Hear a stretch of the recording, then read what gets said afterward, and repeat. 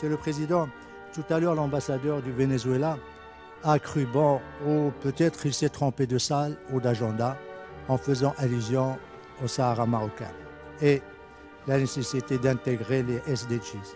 Je voudrais à cet égard juste lui dire que le Maroc a investi depuis 2 ans 7 milliards de dollars dans le Sahara marocain.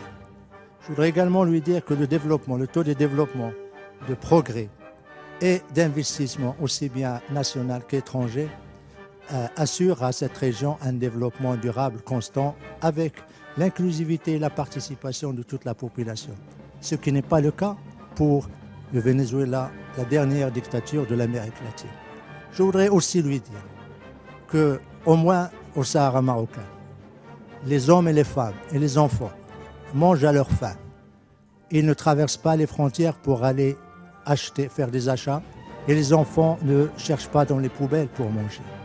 Je voudrais également dire que le Venezuela, qui est le pays le plus riche de la région, avec son pétrole et son gaz, il a un pays pauvre, tout simplement, parce que le régime dictatorial sur place a fait la captation des richesses nationales du pays aux dépens de la population. Dernière observation, Monsieur le Président, juste pour dire qu'il ne peut pas y avoir de développement sans démocratie. Il ne peut pas y avoir de développement sans respect des droits de l'homme. Il ne peut pas y avoir de développement sans état de droit et le respect des élections et du scrutin. Il ne peut pas y avoir de développement sans qu'il y ait le respect des institutions nationales. Or, ce qui se passe actuellement au Venezuela déshonore ce pays.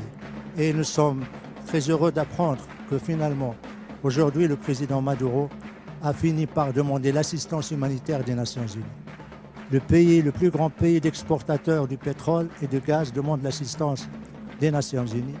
Ça, c'est vraiment la surprise. Et surtout, la flagrance d'un régime et surtout d'une diplomatie et d'un ambassadeur qui, au moment où son peuple ne trouve pas de médicaments pour se soigner, ni d'aliments pour se nourrir, ni de lait pour nourrir les bébés, ou également on ferme les écoles pour permettre d'économiser l'électricité, lui, il se permet de se balader dans ses 2 jets privés à travers les États-Unis et à travers les pays des Caraïbes. Je suis désolé, Monsieur le Président, mais j'étais obligé de faire cette déclaration parce que tout simplement, l'ambassadeur du Venezuela n'a pas eu de respect ni à la présidence, ni au PGA, ni à notre salle. Nous étions en train de parler de développement et lui, dans sa croisade idéologico-politique, s'attaque une fois de plus au Maroc. Qu'il ait un peu plus de décence, qu'il ait un peu plus de respect, ne serait-ce que pour son pays qui meurt de faim, qui meurt de torture, qui meurt de dictature et surtout de répression.